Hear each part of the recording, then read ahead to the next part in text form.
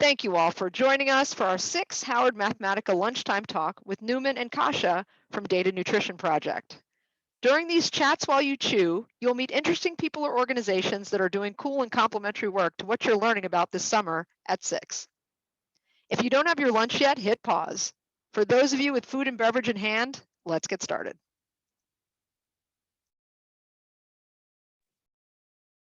Hi, everyone. Thanks for joining us for your lunch. My name is Kasia Chmielinski, and I'm the one of the co-founders and also the current lead of the Data Nutrition Project, which we're really excited to talk to you about today.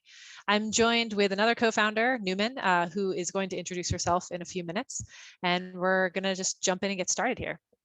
So the name of our talk here is Bias In, Bias Out, Nutritional Labels for Data Sets. We're focused as a group on empowering data scientists like yourself and also policymakers and others in the space with practical tools that improve AI outcomes. So the outcomes of algorithmic systems, which are being used increasingly in many, many ways that affect many people. And we do this by building products and also partnerships, methodologies and strategies that we'll talk a little bit about. And we do this in an inclusive way, or as inclusive as we can be, trying to pull people in from many different disciplines and backgrounds to make sure that we are thinking of all facets of our approach and of the work that we're doing. So I'm going to hand it over to Newman to introduce herself. We're going to go through at a high level kind of the challenges that we face today in society, where we fit into that puzzle, and then we'll open up for questions at the end, which we're really excited to get to in a bit. So I'll hand this over to Newman now. Thanks, Kasia. Hi, everybody. Thank you so much for having us, and we're really excited to share some of our work with you today. And as Kasia said, looking forward to questions later on. I'm Sarah Newman, but my nickname is Newman, so please call me Newman. And I am the research lead and one of the co-founders of the Data Nutrition Project, which we also refer to as DNP. So if you hear that, that's what we're talking about. So as many of you, I'm sure, know, we hear a lot about what's happening in AI, and AI has become, artificial intelligence has become such a buzzword that it's really hard to parse sort of real concerns from the sort of mythical sci-fi concerns, and also kind of figure out where those merge and diverge. So as you see here on the slide, we see these like, dystopia, apocalypse type headlines sometimes. And yet there's real concern that we should be paying attention to that isn't always captured in this. And this is sometimes a distraction from the more nuanced, invisible harms that AI can and does and will continue to cause potentially in our current systems. So as you can see here on this, simplified cartoon here on the next slide, there's different conceptions of AI. And since, many of you are data scientists, you know the field well, you know that this is a bit of a reductive viewpoint, but the things that we're focused on right now and where we are in artificial intelligence development, specifically with machine learning and other forms of natural language processing and the like, are what are called narrow AI. They're dedicated to assist with like very specific tasks. They don't have generalized intelligence. They're certainly not, like the kinds of things we see in sci-fi, which, you have here in like generalized AI and super AI.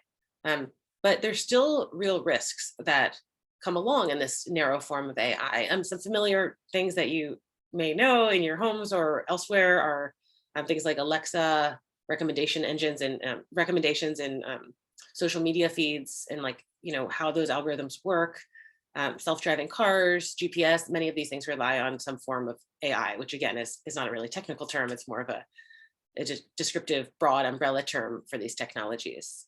But where we've decided to focus, so in the next slide here, you can see that there's a number of stages in model deployment, which again, all of you I'm sure aware of, but just at like a really high level, this is a simplified view of where possible harms may come in to model development.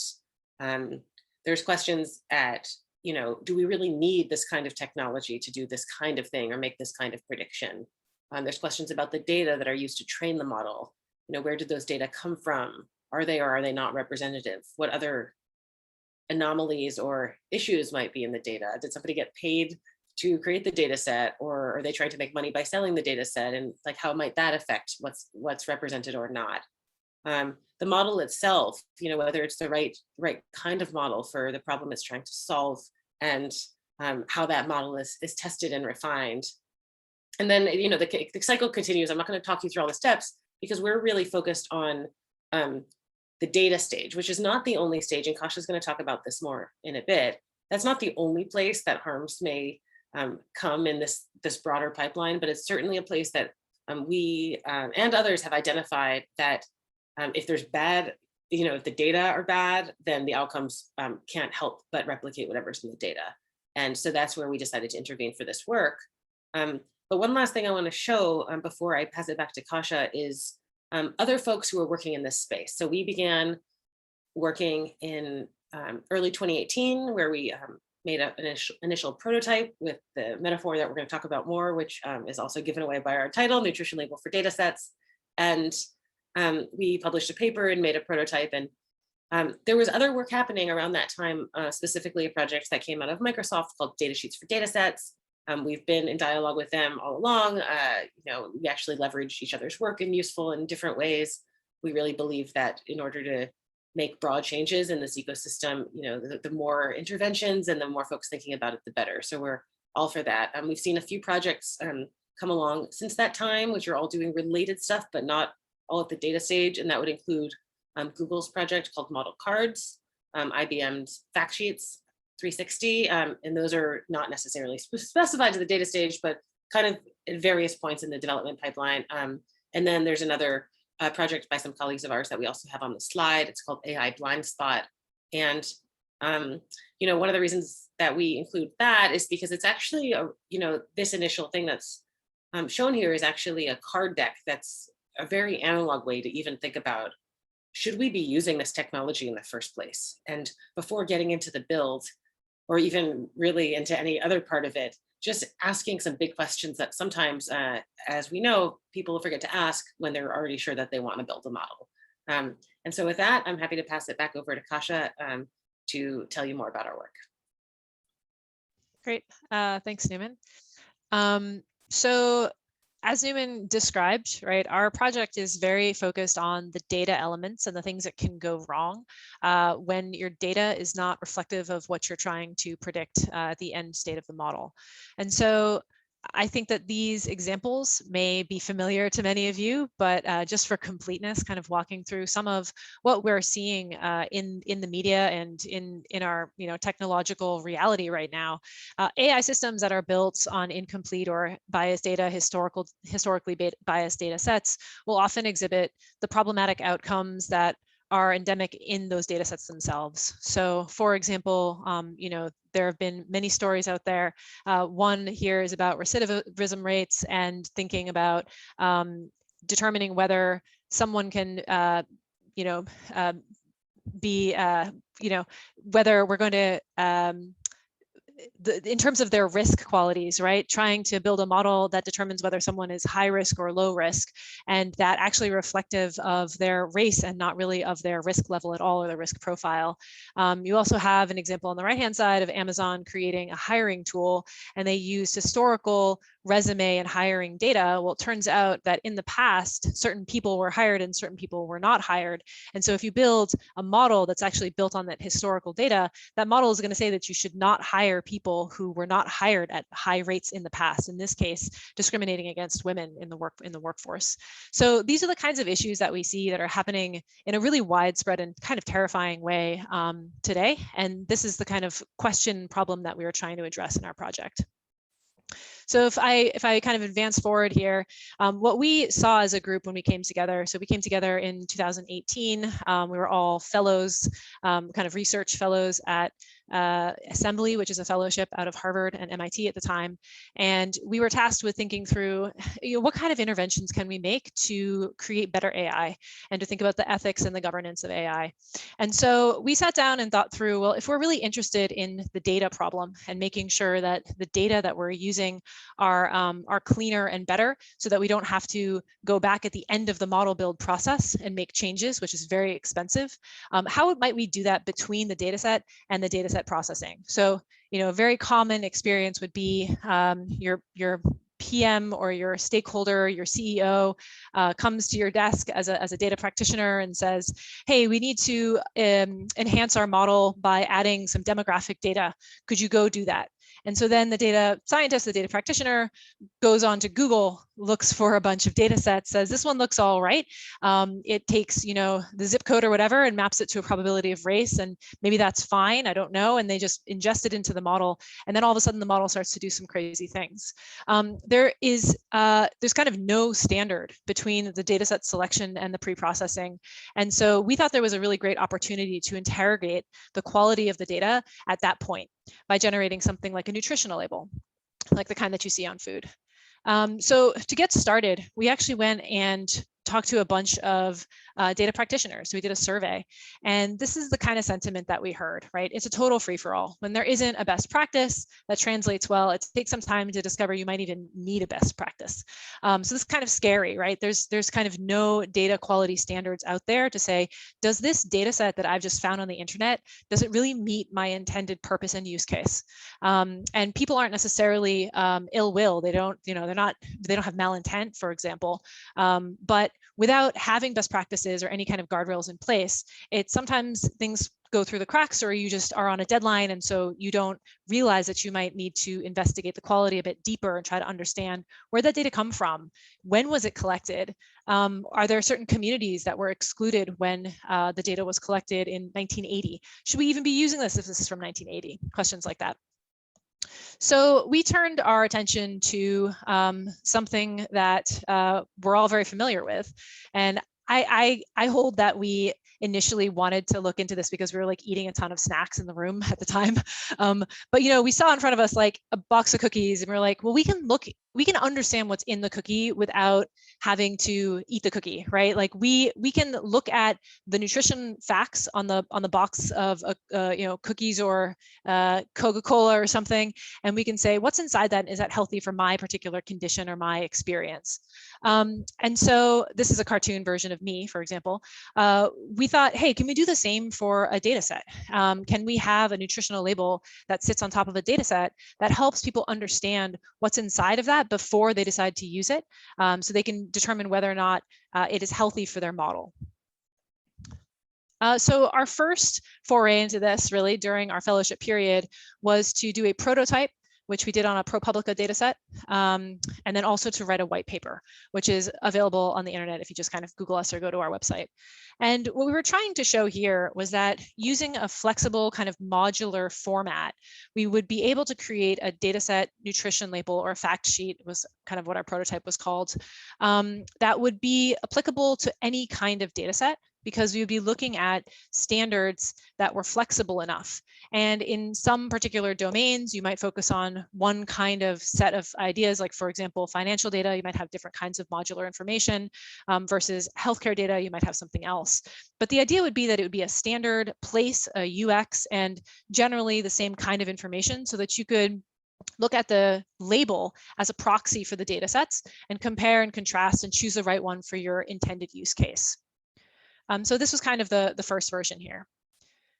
The second version, which came out really recently, just last year / kind of early this year, right over the new year, is the second version. And as you can see, it looks and functions really differently. This is a static screenshot, obviously, but this is more of a web tool, and it actually has 3 different views. This is the top page, which we call the overview, and there's also an additional view that allows you to interact with the label, to dig into it a little bit more, to get more information on particular questions or areas that would be relevant. The real difference here in what we've done is that we've leaned more into the qualitative side. So instead of having a bunch of algorithmically generated information about the data set, which is very useful from a quantitative perspective, so distributions, missing data, missing value, etc. What we're really honing in on in this version is, what are the things that you can't see from just looking at the data? So what are the things that are missing that you'll never see because they're not there? Is there information about the funding model? Is there information about where the sources are for this data and how it was curated and collected? What about consent and privacy of communities that are affected by the collection of this data and the publication of this data set? So some things to kind of call out at this level.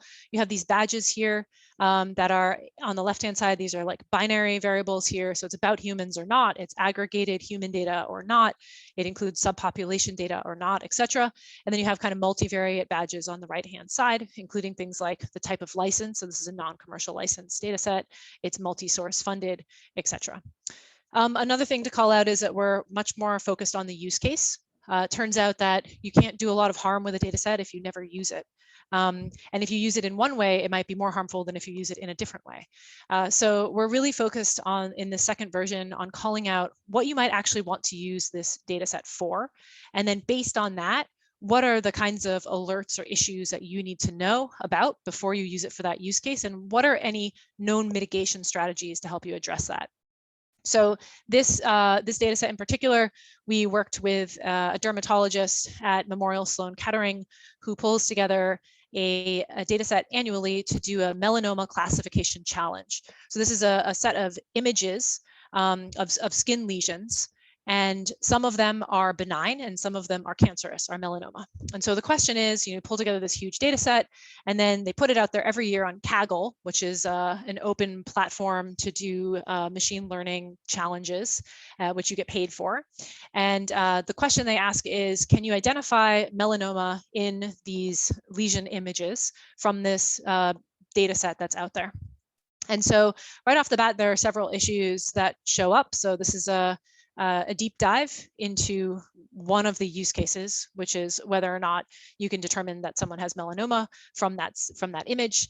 And you can see right off the bat that the data set is not representative with respect to darker skin types. And this is something that the owners of that data set are very aware of, and they want to make this like front and center so that anybody who's using this data set understands that the incidence of darker skin types in this data set is very small and not representative.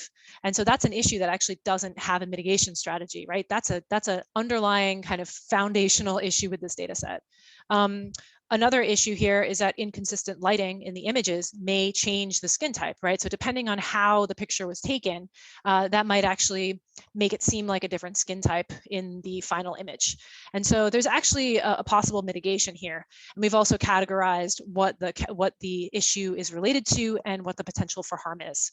And so what we're really trying to do is provide a practical tool to data set practitioners who are looking for data, who stumble across this, who then can say, oh, for my intended use case, here are the known issues that are related to this, and here's what I need to do to try to reduce the harms before I go ahead and push my model to production, for example.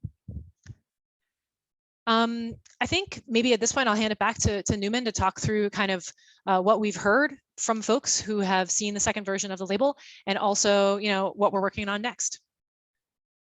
Great. Thanks so much, Kasia. I guess one thing to note here that wasn't in our slides, because we're actually in the midst of another kind of redesign just to refine what we've done based on feedback from folks like yourselves, data scientists, other practitioners. But one thing I wanted to mention before we talk about kind of what's next and some of what we're learning is that I feel like one of the features of this is really important and valuable is that it's meant to live online and it's meant to be interactive. So this is not unlike a food nutrition label, which is, static on whatever, piece of food that you may have. This you can kind of toggle between things, and Kasia talks through some of that, and you can really find what you're looking for. At least that's the goal for the particular use case you may have, but it can serve as a quick kind of reference guide to a data set for somebody who's getting ready to build a model to make sure that the way that they're using it is not going to import possible harms across any line that they are not aware of. And if there are possible harms, then they can seek mitigation or let their supervisor or whomever know that there's some risks here. And we really want to call that out earlier rather than waiting until a model is deployed and we actually see harms in the world to say, oh, let's go back and redesign this. It's like, why don't we just start by labeling our data sets better, and then hopefully encouraging folks to choose better data sets for their purposes, and also create and release better quality data sets. In addition to that, we're also realizing that through our collaborations with data set owners and producers and subject matter experts that there's another benefit here. And that includes one of our data set partners, quote on the slide here. Well, I know that the primary mission of the DMP is to improve the understanding, searching, and consumption of data sets by users of data sets. It has also been key to improving my data set design moving forward. So the person who this quote is from, is actually thinking different, having worked with us and having produced a label with us for this Memorial Sloan Kettering melanoma data set, has changed the way she's planning to create future data sets. And we feel like that points to the impact we're trying to have. And as I said before, so just wanted to call that out. In terms of what's next, well, actually, before we get to what's next, I would like to tell you about our vision and our hope that, Kasia did such a good job of describing what it is we're making. But in terms of what the impact we're expecting and aspiring for this to have, we really want to drive a more robust, improved data analysis practices to make it, this is kind of what I said, to make it faster and easier for data scientists to interrogate and select data sets. This would also include being able to compare data sets based on labels. So we're thinking about a label comparison tool. So you could look at the labels to see which is a better fit for the data set. And there's also another panel in our label that you didn't see, which is called dataset information, dataset info, and that's a little bit more kind of nuts and bolts in narrative text about the data set. By increasing the quality of these practices, we're also hoping to increase the overall quality of models, which are used, which are trained on this data. And then lastly, we want to enable the creation and publishing of responsible data sets by those who collect, clean, and publish the data, as I mentioned in the last slide. In terms of what we're doing moving forward, and some of our challenges too, so we want to increase awareness of the problem, and practitioners such as yourselves often acknowledge and understand the sort of the wild west of data and just how inconsistent some practices are, and finding things and using them, and where there's space for improvement, especially around documentation. Business owners, policymakers, and the public are not at all as well informed, and so we feel like there's this educational benefit that we have too. Like now, even people that are not studying nutrition or food science or anything of that sort, all of us who live in countries, which is many, many countries that mandate having some kind of listing of the nutrition facts on your food. And I'm holding up here my bubbly water, which doesn't have much of anything in it. But because we're so accustomed to seeing labels, we, as Kasia mentioned earlier, we expect that there's contents in these things, and we expect that some, food is more nutritious or healthier than other foods might be. And so even if, we might happen to be at a restaurant where you don't actually see a food nutrition label on, the triple cheeseburger that you with bacon or whatever that you might be ready to consume, having been seen so many, labels on our other foods, you can, infer that, there are nutritional contents to this burger, and it probably isn't as healthy as other things on the menu might be. And that may be fine for your choice for that particular day, but you have that awareness of the contents, in other words. And so part of just increasing awareness of the problem is making labels more available, making it more of a norm, more of a standard. And the hope is that folks will want to use data sets that have labels on them so that they can do data science more responsibly. As I cited before, we want to be able to compare across labels. We feel like this is a huge value add because most data sets will have alerts or anomalies in the data set. There will be, cases in which there are possible harms because, no data set is, neutral or perfect. And so we're always looking to call that out.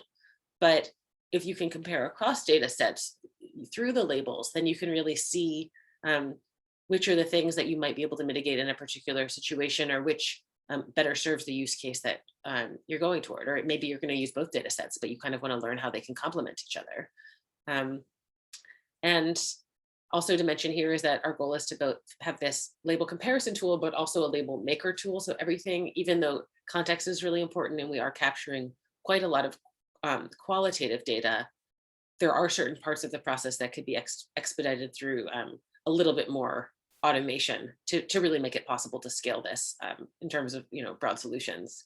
And then lastly, we want to drive, and this is, I've kind of been speaking to this all along, but we want to drive the adoption of labels. So we're hoping that people can come to expect this, and there's a desire and an appetite, no pun intended, for this kind of documentation on data sets. And whether that is through more of a kind of a groundswell of interest and expectation, or whether eventually it becomes also a top-down regulation, we're not sure how that will go. But we do see a real need here, and we believe that what we're doing is, offering a possible, maybe not full solution, but at least, a step in the right direction for some of the issues we're seeing and issues that we expect to continue to see, given the amounts of data that are being produced every second and also collected during that time. So with that, I want to say that on our next slide, you'll see some ways to get in touch with us. We'd love to stay connected. We're always working with more people, and whether you're a data scientist or practitioner or have a data set or want to talk more, I'm sure we'll hear more in the Q&A, but we're always thrilled to make connections and get this important work out there and learn about things we could also do better in our process. So Kasia, I know you're coming back maybe to say goodbye, and then we'll hand it back over to Nanette. Yeah, so thanks everybody for joining us during your lunch hour. Before I hand it over to Nanette, just want to double down on something that Newman said, which is that we would love to hear from you. The team is definitely growing and changing all the time, and depending on people's interests, we have lots of folks who join us for a short amount of time to do a project if there's one particular data set or one kind of intervention or product feature that you're really interested in. We'd love to hear from you. So definitely take a screenshot of this or ask us in the Q&A, and please do get in touch. We're serious about that. Great, thanks. And with that, we would hand it back over to Nanette. Thank you so much. Thank you so much for watching. For more information on SICSS-Howard Mathematica, visit our website, follow us on social media, or join our email list. Thanks so much for watching.